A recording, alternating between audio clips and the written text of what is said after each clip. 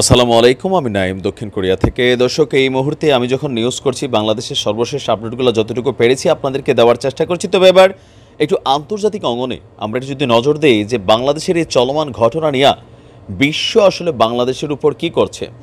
Basically সারা পৃথিবীতে ছড়িয়ে ছিটিয়ে থাকা প্রায় 2 কোটির কাছাকাছি বাঙালি কিন্তু আমরা আছি। তো পৃথিবীর বিভিন্ন দেশে আপনার দূতাবাসগুলোর সামনে বা বিভিন্ন গুরুত্বপূর্ণ প্রতিষ্ঠানগুলোর সামনে বাঙালিরা মানববন্ধন করছে, স্টুডেন্ট থেকে শুরু করে আমজনতা। অনেক জায়গায় তো আবার মারামারিও হচ্ছে। তো এগুলা পাশাপাশি সোশ্যাল মিডিয়া প্ল্যাটফর্মে হ্যাশট্যাগ দিয়া আপনার ইউরোপীয় ইউনিয়ন, জাতিসংঘ, ইউএন বা পাশাপাশি বিভিন্ন যে গুরুত্বপূর্ণ গণমাধ্যম আছে সেগুলোর কিন্তু দৃষ্টি আকর্ষণ করা হচ্ছে।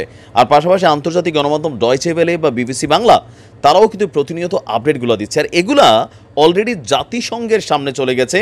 এরপর আমরা দেখছি যে এবার ইউরোপীয় ইউনিয়নও এই বিষয়টাতে ফোকাস করেছে। তো আমরা জাতিসংঘের বিষয়টা যদি একটু দেখি, বাংলাদেশে যে সহিংসতা চলছে সে সহিংসতায় জড়িতদের বিচারের আওতায় আনার আহ্বান জানিয়েছে জাতিসংঘ।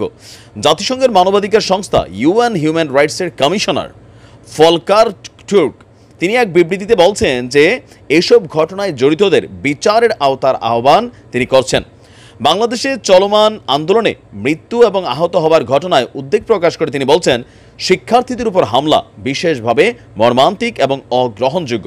এই হামলাগুলোর নিরপেক্ষ, তাৎক্ষণিক এবং পরিপূর্ণ তদন্ত হতে হবে এবং দায়ী ব্যক্তিদের জবাবদিহি করতে হবে। তো এখন জবাবদিহিতা আসলে কে করবে? এমনকি তিনি সামরিক বাহিনী যারা আছে, বিজিবি র্যাব, আধা সামরিক বাহিনী, তাদেরকে নামানো তো তারা সংখ্যা প্রকাশ করেছে। দর্শক, এরপর আমরা দেখছি ইউরোপীয় ইউনিয়নের যেই সর্বশেষ আপডেটটা আমরা দুটো দেখি, সেখানে আমরা আপনাদেরকে আপডেটটা দিচ্ছি। বাংলাদেশে চলমান কোটা সংস্কার আন্দোলনে প্রাণহানি এবং সহিংসতার ঘটনায় উদ্বেগ জানিয়েছে ইউরোপীয় ইউনিয়ন। আপনার এক বিবৃতিতে একথা জানিয়ে ইউরোপীয় ইউনিয়নের মুখপাত্র বলছেন, আর যেন সহিংসতা না হয় সেদিকে নজর দেওয়ার উপর জোর দিয়েছে।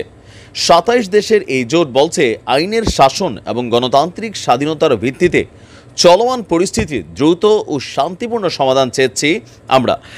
আর আমরা যখন দেখছি যে এই আন্তর্জাতিক অঙ্গনে একটা কূটনৈতিক চাপে কিন্তু পড়ে যাচ্ছে বাংলাদেশ সরকার।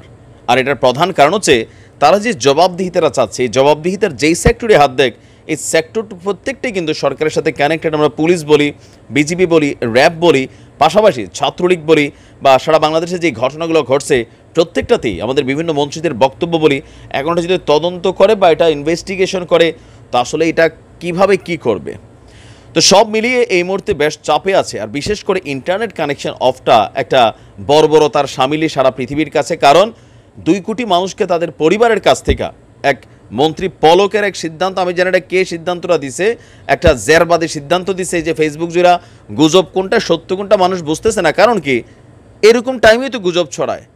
মূলধারার গণমাধ্যমের খবরটা না আসলে মানুষ প্রতিনিয়ত কি বলে যে ফেসবুকে লগ ইন করছে, দেখার চেষ্টা করছে যে কি হচ্ছে টাইমলাইনে, তো সেখান থেকে গুজব ছড়ায়।